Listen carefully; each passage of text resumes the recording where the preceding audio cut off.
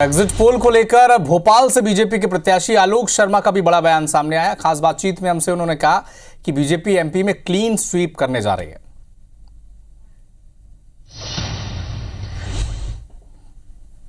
मतगणना 4 जून को होगी। एग्जिट पोल में स्पष्ट तौर पर एनडीए और बीजेपी को बहुमत मिलता हुआ दिखाई दे रहा है, लेकिन प्रत्याशियों की धड़कन अभी भी बढ़ी हुई है क्योंकि एग्जिट पोल के बाद तो काउंटिंग में ही किस्मत का फैसला होगा।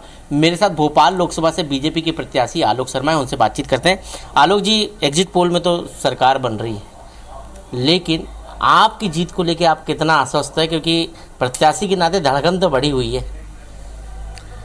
धड़कन मेरी नहीं बढ़ी है, धड़कन तो कांग्रेसियों की बढ़ी हुई है, क्योंकि भोपाल की जनता लगातार 35 वर्षों से भारतीय जनता पार्टी के प्रत्याशियों को भोपाल से सांसद बनाकर दिल्ली पहुंचा रही है। मुझे उम्मीद है कि 2024 के लोकसभा चुनाव में मैं भोपाल का बेटा हूं, भोपाल की जनता जनार्दन का आशीर्वाद मिलेगा और भोपाल की जनता ही जीत के रिकॉर्डों को ध्वस्त करने वाली है। लाखों मतों से भारतीय जनता पार्टी भोपाल में विजय श्री का वरण करेगी।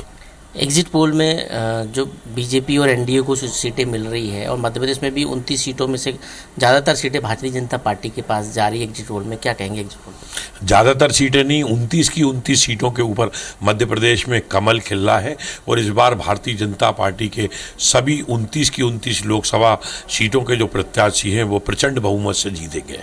एनडीए और बीजेपी को लेकर एग्जिट पोल की जो सीटें सामने आ रही है उसको पे क्या?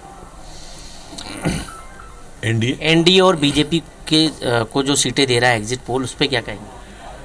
नहीं, उसके लिए मैं समझता हूं कि जो हमने नारा दिया था 400 पार, इस बार 400 पार भारतीय जनता पार्टी और एनडीए होने वाला है। ये थे आलोक शर्मा और उनका दावा है कि भारतीय जनता पार्टी भोपाल में प्रचंड मतों से जीतेगी और मध्य प्रदेश में 29 की 29 सीटें जीतेगी। कैमरा पर्सन संजय शुक्ला के साथ विवेक पटिया, IBC 24 भोपाल।